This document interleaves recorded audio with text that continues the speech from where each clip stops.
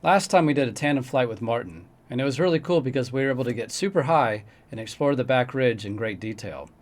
Recently, I did a flight with Bob, and it was a totally different flight. We were able to save it from down low and climb our way back up to 5,500 feet using well-known triggers, reading terrain, and concentrating on smooth and efficient turns. All right, Bob. So we went on a tandem flight today. And something I noticed about our flight is you had a lot of questions about terrain, and specifically what were the features that were generating the lift. And I think we answered some of that. Some of the cool things about our flight was we thought it was over at the end, and we were setting up for our landing approach. We caught something at like 250 feet and rode it all the way to 5,500. So just tell me your impressions and doing something like that. I mean, is that anything that you would have done?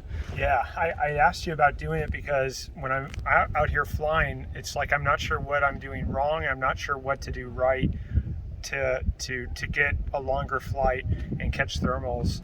And you, when you were doing it, you were explaining what you were doing, so I didn't have to ask as many questions because you're like, hey, I'm going over here for this reason. And so that was helpful. But then when you pointed out some of the features, and I had no idea the trigger was such the key aspect of it. I was always looking at like big bowls and other things that I just had wrong. And so you couldn't put a bigger exclamation point on how dialing it in can result in huge altitude gains as the 250 foot to 5K that happened in a few minutes. That was exhilarating. Right. Well, I got the impression just from our dialogue that you were thinking more in terms of orographic lift, and and bowls and faces work in that respect. But sometimes, like on our flight, we're going to have just straight up bubbles coming off of triggers, and there wasn't any wind, so to speak.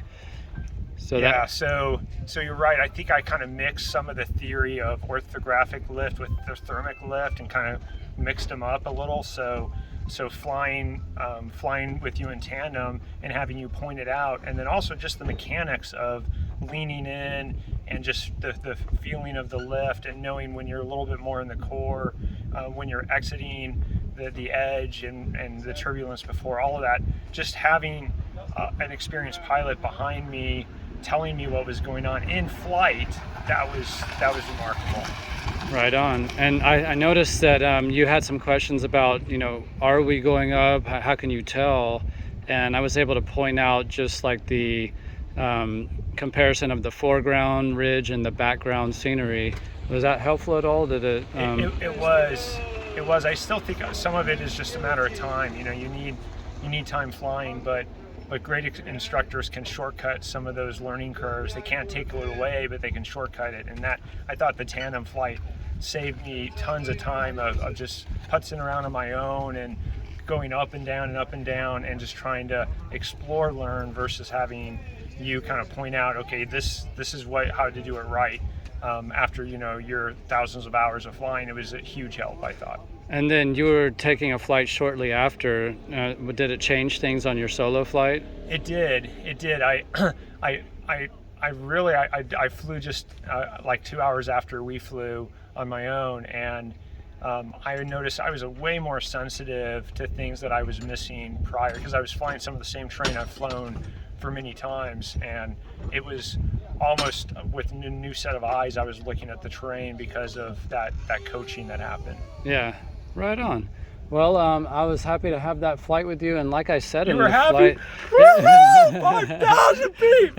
It was amazing because both of us thought we were going for the approach. Oh, I thought there's no way. There's no way. Digging something out that low is a rare treat. And then you took it to the next one, and then from that to the next one, and then before long we were looking over the backside of the ridge. It was amazing. And then you were able to get your hands on the controls for a little while. That was great. Yeah.